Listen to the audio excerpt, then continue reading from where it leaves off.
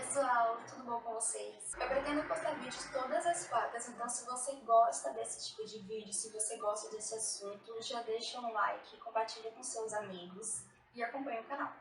Eu acompanho muitos canais sobre esse assunto aqui no YouTube e gosto bastante deles, mas uma coisa que sempre me fez falta em todas as histórias era justamente a parte forense, porque eu particularmente gosto muito desse assunto. Então, nas histórias que eu vou contar, sempre que possível eu vou trazer dados mais forenses pra gente conversar a respeito. Então, vamos lá com a história de hoje.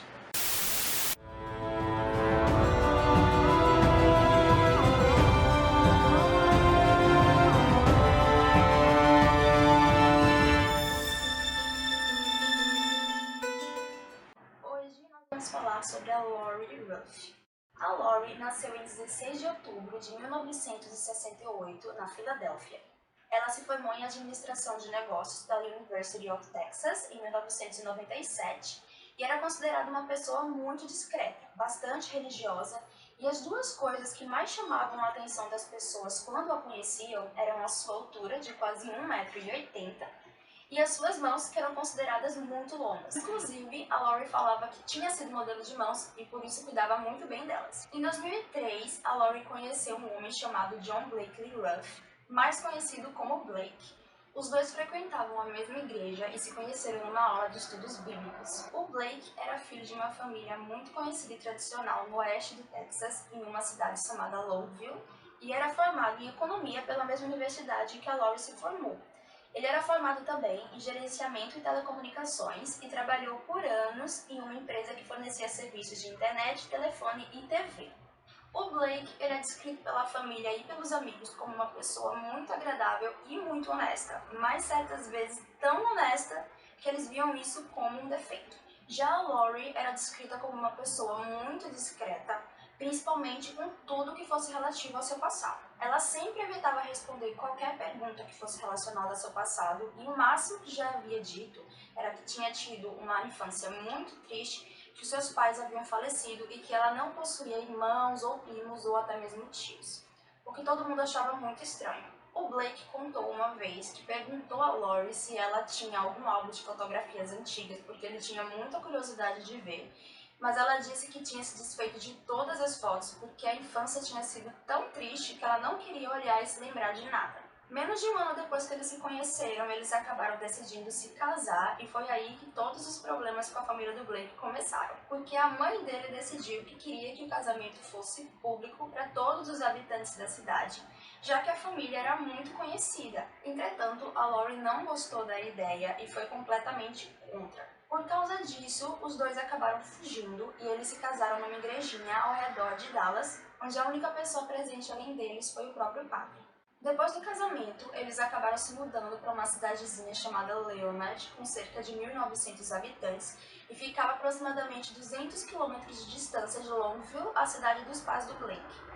Enquanto o Blake tentou fazer amizade com a vizinhança, a Lori foi completamente o oposto. Ela se mantinha distante de todo mundo. Uma vizinha, inclusive, contou que durante os 6 anos que a Lori morou naquela vizinhança, elas tinham socializado apenas uma vez. O sonho da Lori era ter filhos, porém ela tinha passado por vários abortos espontâneos e teve que fazer vários tratamentos de fertilidade para finalmente conseguir, em 2008, ter a sua primeira filha. Depois que a filha dos dois nasceu, o casamento começou a ter mais e mais problemas, porque a Lori era uma mãe muito protetora e não deixava ninguém segurar a filha, inclusive os próprios sogros. Eventualmente, a Lori acabou proibindo de vez que a filha tivesse contato com a família do marido, e isso foi o estopim para o Blake, porque ele era uma pessoa muito apegada à família e ele não via qualquer sentido nas acusações da Lori. Sendo assim, ele decidiu pedir divórcio, o que obviamente não foi bem aceito pela Lori. Eles chegaram a fazer algumas terapias de casal. A Lori procurou o pastor da sua igreja para tentar pedir conselho sobre o casamento, mas mesmo assim nada surtiu efeito e o Blake acabou voltando para a casa dos pais e deixou a Lori com sua filha. Após a separação, ela começou a se comportar de uma forma muito irregular. Segundo vizinhos, tanto ela quanto a filha pareciam desnutridas. E eles também disseram que era muito frequente encontrar a Lori andando de um lado para o outro e falando coisas desconexas sozinha. Ela também começou a enviar alguns e-mails para a família do Blake. Eu não consegui descobrir o conteúdo desses e-mails. E além disso, ela chegou a roubar um molho de chaves da casa, o que fez com que os Ruff abrissem uma ordem judicial contra ela, porém acabaram desistindo pouco tempo depois. Em 24 de dezembro de 2010, o pai do Blake saiu de casa para buscar jornal quando ele viu um carro parado em frente à sua garagem. Infelizmente, dentro do carro estava o corpo da Lori com um único tiro, que segundo a polícia foi causado por ela mesma. Então, na véspera de Natal, a Lori resolveu cometer suicídio na frente da casa da família do seu ex-marido. Perto dela haviam duas notas de suicídio, uma endereçada ao seu marido e a outra endereçada à sua filha. Contudo, a carta endereçada para a filha tinha instruções bem específicas de que deveria ser aberta apenas após o aniversário de 18 anos da menina. Segundo os próprios Ruff, a carta que a Lori deixou para o marido continha apenas divagações de uma pessoa claramente perturbada. Por conta disso, eles decidiram também abrir a carta endereçada à menina, e segundo eles, as cartas eram muito parecidas e não tinham sentido nenhum. O funeral dela foi feito e depois disso, os Ruff começaram a se incomodar porque eles não sabiam absolutamente nada do passado da Lori. Eles decidiram então ir até a casa onde ela morava com a filha, em Leonard, porque eles achavam que lá eles poderiam encontrar alguma coisa escondida sobre ela. Chegando lá, eles tiveram um susto, porque a casa estava completamente bagunçada, roupa suja, lixo, louça, além de vários documentos e papéis picados com rabiscos incoerentes. Eles foram então até o quarto dela e dentro do guarda-roupa eles encontraram uma caixa trancada. Utilizando uma chave de fenda, eles conseguiram abrir e lá dentro eles encontraram vários documentos da Lori, inclusive alguns que provavam que antes de se chamar Lori, ela se chamava Becky Sue Turner. Para sorte deles, um dos vizinhos com quem o Blake fez amizade durante a época que havia morado lá era um investigador particular e pediram para ele pesquisar o passado da Becky e descobriram assim que a única Becky Sue Turner registrada tinha morrido anos antes em um incêndio quando tinha apenas 2 anos de idade junto com seus irmãos. Também foram encontrados alguns papéis com rabiscos aleatórios e 3 deles chamaram mais atenção. O primeiro era o nome de uma delegacia de polícia de Los Angeles. O segundo era 402 meses, que equivale aproximadamente a 33 anos. E o terceiro era o nome Ben Perkins, que para a família era um nome completamente desconhecido. Percebendo que a história era muito complexa e que provavelmente era ilegal por conta das anotações, em 2011 eles conseguiram a ajuda do Joe Velling, que era um investigador da Administração de Segurança Social.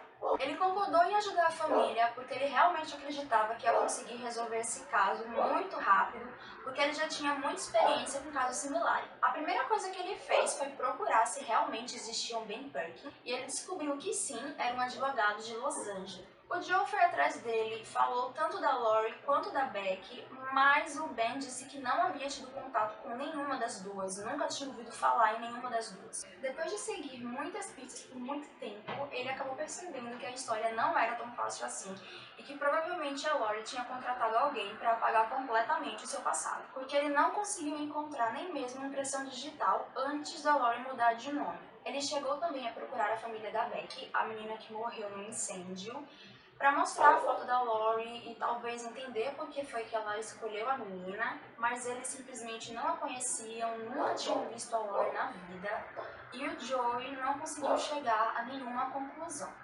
O maior problema na época é que a Lori tinha decidido mudar de identidade quando não havia internet, rede social, fotos digitais, então era muito difícil conseguir encontrar alguma coisa dela anterior ao período em que ela havia mudado de nome. Em 22 de junho de 2013, ele decidiu então publicar um artigo sobre a Lori e apelar para o público. Esse artigo acabou sendo republicado em vários outros jornais ao redor do mundo e muitas pessoas ficaram conhecendo sobre o caso dela. Mesmo assim, ninguém se apresentou para dar qualquer informação sobre ela, nem parecia conhecer ela. Então, um tempo depois, no mesmo ano, uma física nuclear chamada Colin Fitzpatrick ficou sabendo do caso e resolveu ajudar. A Colin, ela trabalhava com genealogia forense, que é o campo que usa genética para identificar pessoas. E na verdade, ela já era muito conhecida naquela época por conta dos vários trabalhos que ela já havia feito. A Colin era acostumada a ajudar vários sobreviventes do Holocausto a encontrarem suas famílias e também já conseguiu identificar uma criança que morreu no Titanic em 1912. Então, usando as suas técnicas, ela conseguiu o DNA da Lori e chegou num primo chamado Michael Cassidy. O problema é que esse nome é muito comum nos Estados Unidos, eles entraram em contato com muitos Michaels e ainda assim eles não conseguiram chegar ao verdadeiro. Apenas 2 anos depois, ela conseguiu chegar em um primo de terceiro grau que possuía um primo chamado Michael Cassidy. O Giovelli, na época, não estava mais trabalhando na administração de segurança social, mas mesmo assim ele pegou o primeiro avião para Filadélfia. Chegando lá, ele mostrou a foto da Lori para um dos supostos parentes e sim, ela finalmente foi reconhecida, mas não como Lori, nem como Beck, e sim como Kimberly. Foi finalmente quando eles descobriram o verdadeiro passado da Lori. Toda aquela história de que os pais estavam mortos era mentira, de que ela tinha tido uma infância triste, era tudo mentira. Na verdade, ela teve uma infância muito feliz. Ela morava com seu pai, chamado James, com a sua mãe, chamada Dean, e com uma irmã. A Dean era dona de casa e o James era um carpinteiro e também era voluntário dos bombeiros. Em certo momento da história, quando a Lori era uma adolescente, os pais resolveram se divorciar.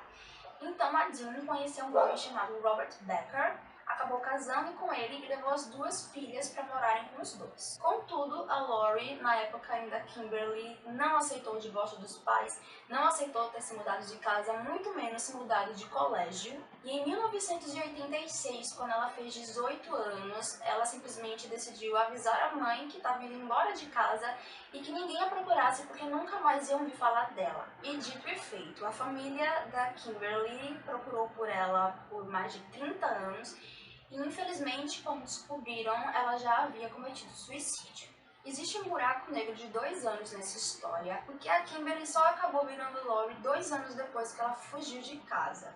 E durante esse tempo, ninguém sabe dizer o que realmente aconteceu com ela. Até hoje, os investigadores não aceitam bem essa história, porque eles acham muito improvável que ela tenha tido tanto trabalho para mudar completamente a identidade, apagar completamente o próprio passado, só por causa de uma birra adolescente. Além do que, a autópsia da Lori constatou que ela tinha colocado um implante nos seios e provavelmente tinha feito uma rinoplastia.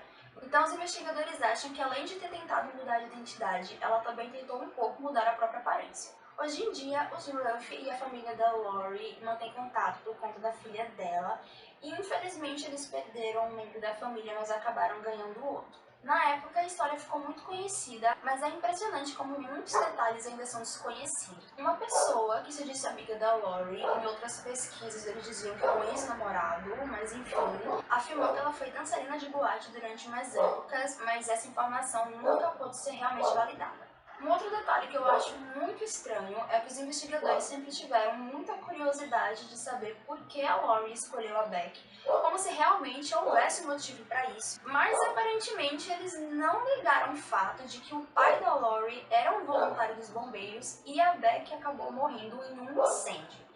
Não ficou muito claro se eles não juntaram essa linha de raciocínio ou se juntaram e perceberam que não tinha nada a ver. Eu realmente não consegui encontrar. Inclusive, o pai da Lori acabou falecendo em 1987, um ano após da Lori fugir de casa e infelizmente morreu sem saber nada da filha. Outra coisa que eu não engoli muito bem nessa história toda foi sobre o Blake. Eu achei muito estranhas algumas coisas que ele falou e a forma como ele agiu em algumas situações. Ele nunca falava muito e sempre que falava da Lori ele era muito frio. Inclusive perguntaram pra ele o que ele achava da Lori e ele falou que ela era, você sabe, alta e bonita. Só. E por mais que ele tenha tido problemas com ela, aparentemente todos eles se resumiam à família dele. Então eu achei um pouco estranho ele ser tão frio assim sobre ela. Quando os investigadores entraram no caso, eles chegaram a perguntar para o Blake se ela tinha algum problema psicológico, porque eles levaram em consideração o que os vizinhos falavam sobre a desnutrição e sobre ela andar em ciclos e as caras que ela deixou também. E o Blake falou muito por cima que provavelmente já tinha visto ela tomar algum remédio, talvez para TOC ou para TDAH, que é o conhecido transtorno de déficit de atenção com hiperatividade. Mas que ele nunca tinha prestado atenção nisso e nunca tinha perguntado para ela. Eu particularmente acho no mínimo estranho uma pessoa ser casada com a outra por muitos anos e não saber o remédio que ela toma, se ela tem algum problema de saúde, algum problema psicológico, então eu achei muito esquisita essa atitude dele. Sem contar que quando eles se divorciaram, ele simplesmente deixou a filha com a Lori, e se ele sabia que ela tinha algum problema psicológico, até porque a menina foi vista desnutrida pelos vizinhos, o normal era tanto ele quanto a família tentarem pegar a guarda da menina. Então, de qualquer forma, eu achei muito estranha todas as atitudes do Blake durante essa história. Mesmo que a família da Lori tenha sido finalmente encontrada, muitas respostas ainda não foram. Infelizmente, o que aconteceu com a Kimberly ou a Lori acabou sendo enterrado com ela. Eu espero que vocês tenham gostado dessa história. Eu acabei não trazendo tanta coisa forense porque eu não encontrei, mas as próximas histórias com certeza vão ter.